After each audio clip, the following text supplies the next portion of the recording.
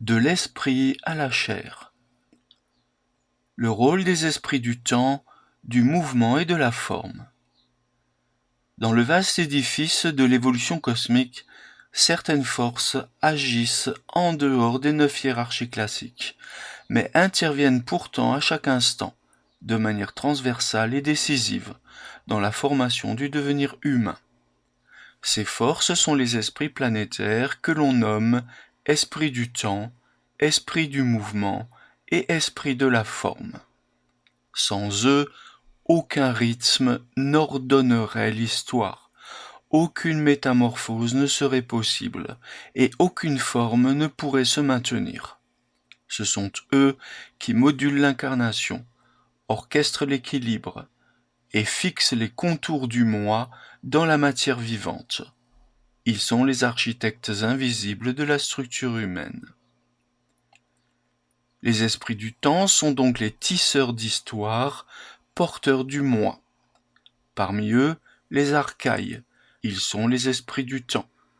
Leur mission n'est pas de créer la matière, mais de rythmer la conscience. Ils gouvernent les grandes aires culturelles, imprimant à chaque époque une impulsion spirituelle particulière, qui oriente la pensée, la sensibilité, les formes sociales.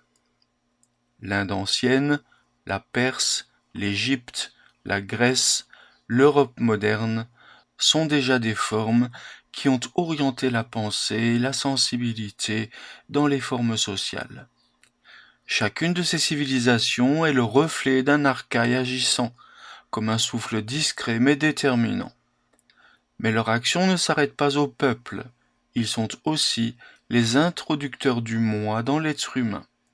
En effet, l'homme ne s'incarne jamais dans un temps neutre. Il naît à un moment précis, où une qualité spirituelle du temps, le kéros, colore son incarnation. Ainsi le moi descend à travers les vitraux successifs des différents âges, et se teinte des forces historiques comme la lumière traverse des verres colorés. Le moi humain ne se développe pas dans une ligne droite, mais dans un rythme spirituel, tissé entre mémoire et devenir, entre destin collectif et liberté individuelle. Les esprits du mouvement sont, eux, les chorégraphes de la métamorphose. Plus subtils encore, les esprits du mouvement, parfois considérés comme une extension des dynamismes, régissent la dynamique du cosmos, non seulement dans l'espace, mais dans le devenir même de tous les êtres. Ils orchestrent les trajectoires, les rythmes, les métamorphoses. Grâce à eux, les corps subtils se déploient harmonieusement, les espèces évoluent, les formes changent sans perdre leur cohérence. Mais surtout, ce sont eux qui introduisent dans l'homme la plasticité du devenir. C'est grâce à eux que l'homme peut guérir, se transformer, se spiritualiser.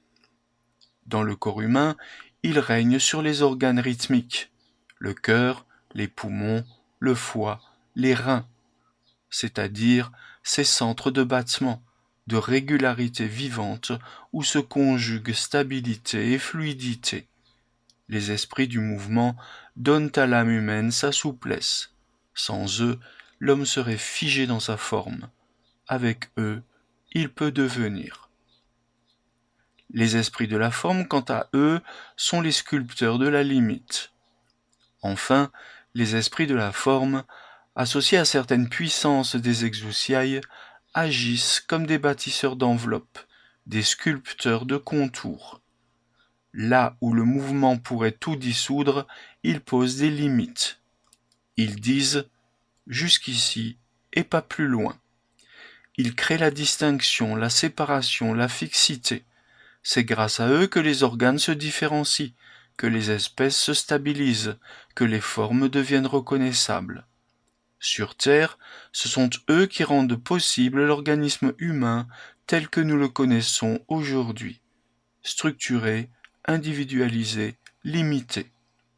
Dans le corps, ils définissent la forme des os, des organes, du système nerveux, mais aussi ils encadrent l'identité biologique, le sexe, l'hérédité, les tempéraments. Grâce à eux, l'homme devient un jeu, dans une enveloppe distincte.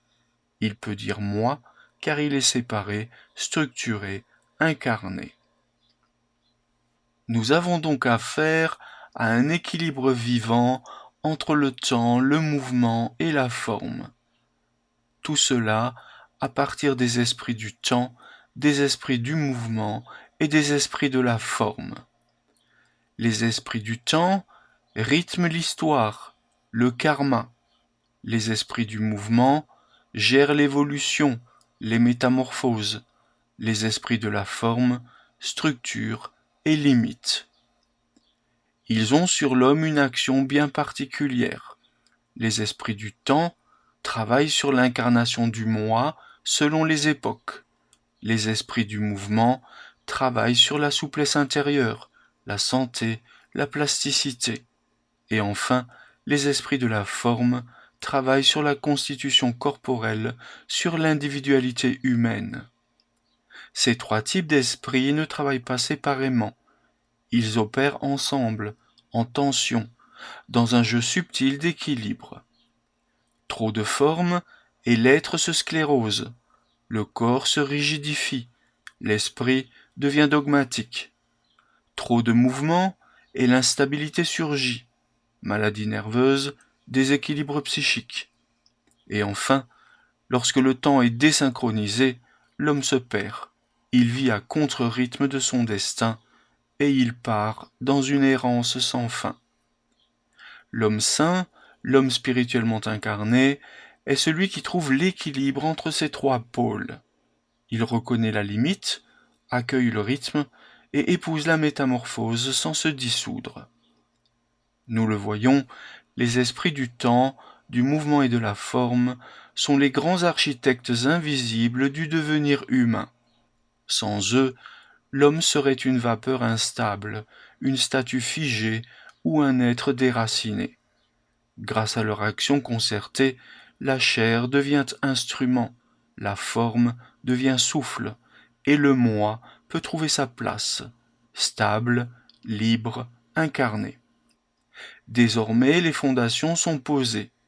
Nous pouvons aborder la structuration progressive des corps et voir comment le moi s'insère dans cette organisation vivante, non pour la dominer, mais pour l'éveiller.